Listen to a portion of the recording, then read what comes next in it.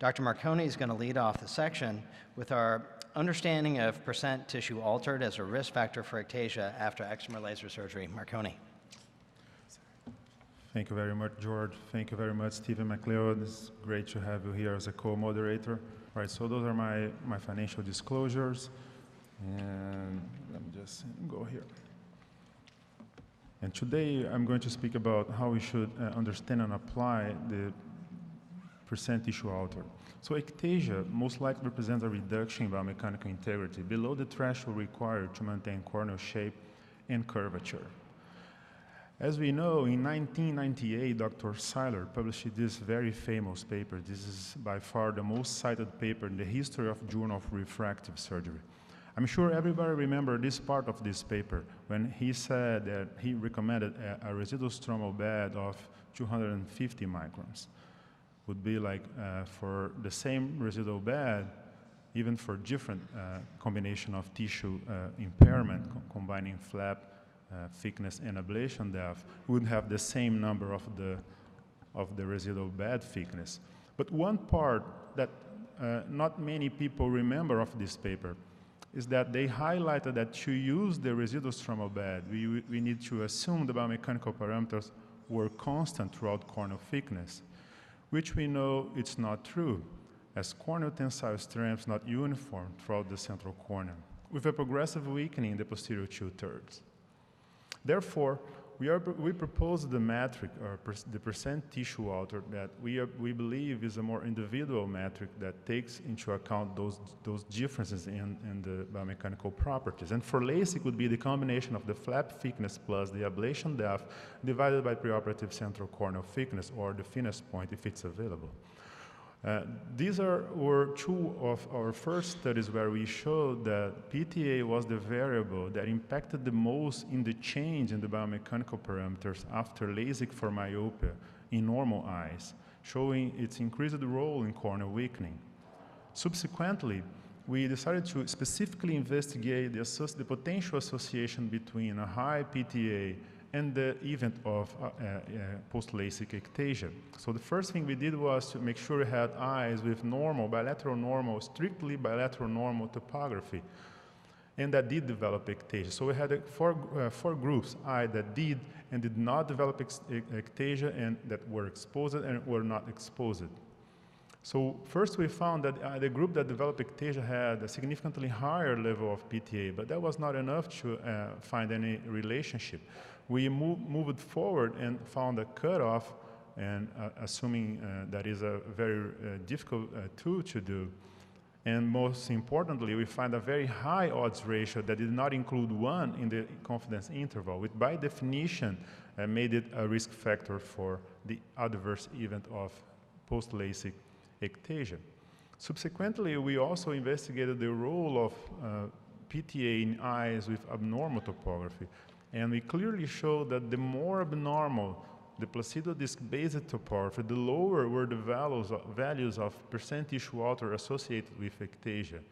Meaning that if you want to investigate this metric, you have to make sure the topography is normal to really understand its role, its specific role in corneal ectasia. Also, one of our main studies in this field was this one, where we had two groups. One that was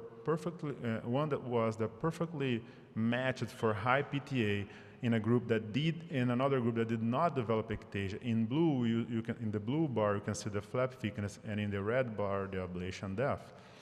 And we can see that the group that did develop ectasia had a significantly thicker flap thickness. So those that are more anxious could conclude that, oh, I knew that the flap thickness has always been the villain. That's why in the same study we had also a perfectly matched thick flap thickness group, and then we showed that that group developed ectasia only if it was followed by a significant amount of ablation and the resultant was a high PTA. So the flap thickness was insufficient to create ectasia itself. One other part of our study was to understand the limits of agreement between PTA measured at the central point and PTA measured at the thinnest point. Here, as an example, we can see PTA would be, like I said, the flap thickness 110, An example of ablation depth of 32 microns divided by 540 microns as an example of central corneal thickness. And that would be a PTA of, would lead to a PTA of 26.2%. So now we are going to see the difference between the measure at the central and at the thinnest point. In normal eyes, and we know that the lower the corneal thickness, the higher would be the PTA. In normal eyes, the mean difference between PTA measure at the central point and measure at the thinnest point would be 0.2 percentage points. So it would go from, just using our example, from 26.2% to 26.4%. The highest difference was in our study, only 1.2 percentage points. So again, would go from 26.2 to 27.4. And it's interesting that our studies are also showing that to reach a difference in percentage points of 2%, we would need at least 40 microns difference between the central and the thinnest point. So and that would be at least 2 times higher than the maximum value we found. So our suggestion, our recommendation is that if you found that difference in the PTA at the central and at the thinnest point that was equal to or higher than 2%, you should look back at the topography, and the topography may not be as normal as you thought it was, maybe a truncated bow tie like this one. But we didn't stop there. We also investigated the role of volume in PTA. PTA does not consider volume in its formula, and neither do any of the risk factors that have been investigated or have been studied in the refractive surgery field so far. But we investigated 2 theoretical models varying the optical zone, and we found first that 1 percentage point variation of PTA would enable to detect a change in volume as low as 0.3 millimeters cubed. And also, more importantly, that 1 millimeter variation in the optical zone would mean a 0.5 millimeters cube decrease in volume. And we have to remember that the optical zone is already in the calculation of the PTA since we use it to calculate the ablation depth, since the Minerlin's formula. We also investigated a model varying the flap diameter, but we know, at least for myopic ablations, we do not change the flap diameter much, maybe for hyperopic ablation, but not much for myopic ablation. But 1 millimeter variation of flap diameter would mean an increase of volume of around 2.07 millimeters cubed.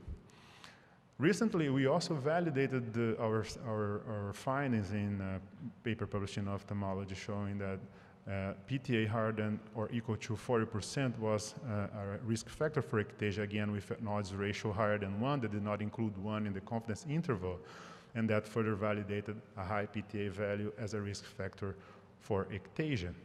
When we look back what literature says about ectasia and normal topography, there are many papers, and most of the papers investigating normal topography and low-risk patients and ectasia have titles like this one, Delayed Ectasia Following LASIK with No Risk Factors. Is a 300 micron stromal bad enough? And when we look back, all those papers have one thing in common. They have a PTA higher than 40%. And that was also the case of this paper that we're questioning the reason for ectasia in this situation. An indirect validation came from Dr. Dupes and REF07 study. They investigated the surgically induced strain and what variable could correlate most with that strain after myopic surgery. And PTA was the variable with the stronger correlation, with stronger association with surgically induced strain change after myopic refractive surgery. What if topography is normal and PTA high is the only risk factor? Well, the answer is PRK. As we can see in this study, in a simulated situation where we had a high PTA with LASIK, would have a significantly low PTA with PRK, and we could still go ahead and perform surgery because, as we can see here, the results are predictable and safe. So given the elective nature of this procedure, it seems logical that the balance of risk acceptance should be weighted towards minimizing the risk. And when we talk about risk, it's always very, very difficult. Risk factors. A rupture in the posterior capsule is a risk factor for endophthalmitis. But not all patients who have RCP will have endophthalmitis, but the chances are higher. And it's the same thing with PTA. Recently, Dr. McLeod sent me this fantastic paper, and it helps to understand why a risk factor not necessarily may become a strong screening test. First, because they are completely different things. The screening tests should be used to investigate patients without symptoms, and there are many explanations why they should not be used as a risk factor, should be used as a screening method. But the main thing about specifically ectasia after LASIK is that ectasia after LASIK is simply not a disease, and that's a very important point. And for those who are familiar with the work of Daniel Kahneman, who spent with Amos Tversky his life investigating the disjoint between reality and perception, is able to understand what I'm talking about here.